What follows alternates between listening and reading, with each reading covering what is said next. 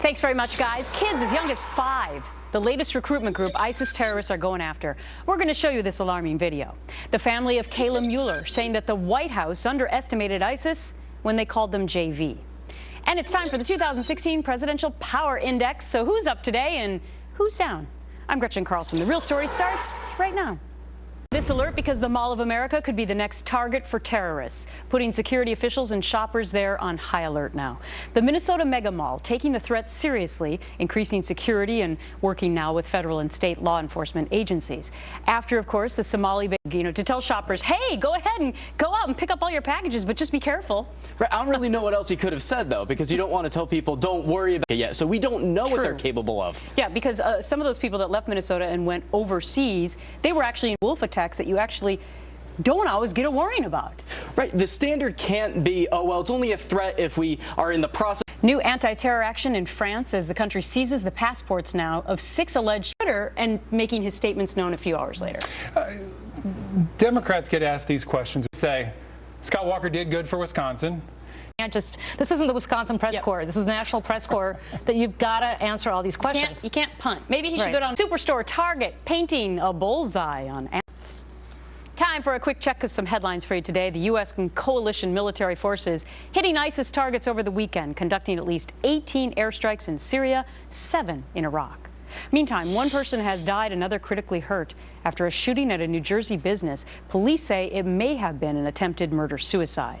And Target now taking on Amazon, cutting its free shipping eligibility to $25 now for online orders as Target works to better compete for online shoppers. Terror threat, an al-Qaeda-linked group based in Somalia, as you know now, threatening to attack the Mall of America in Minnesota. It originally started with this clear cut. We thought it was clear cut. Yeah. Road rage, right?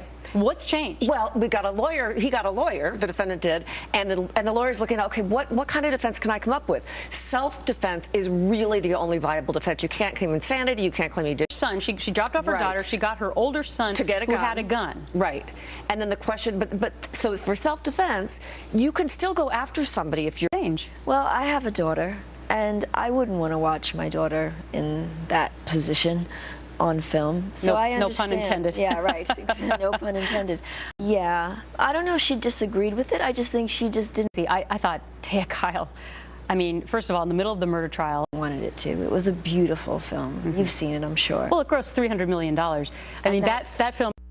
Yeah. I love that because I'm lucky enough to still have both of my parents, and I think that reigns so true. Yes. A lot of Twitter action on this today. Yeah, that was one of my favorite moments. That moment, and of course, Lady Gaga singing the tribute to A Sound of Music was extraordinary. You stayed up late enough for that, huh? Classy, but it brought back the elegance and the grace of the Oscars, old Hollywood glamour, because it's gone. And that moment was just so beautiful, and juxtaposed to Neil Patrick Harris in his underwear. Excuse me. He does have a good body. All right, Stacey Dash, thanks so much. Great to have you in New York. Thank you. Well, in light of J.K. Simmons' speech, that brings us to our question to that one.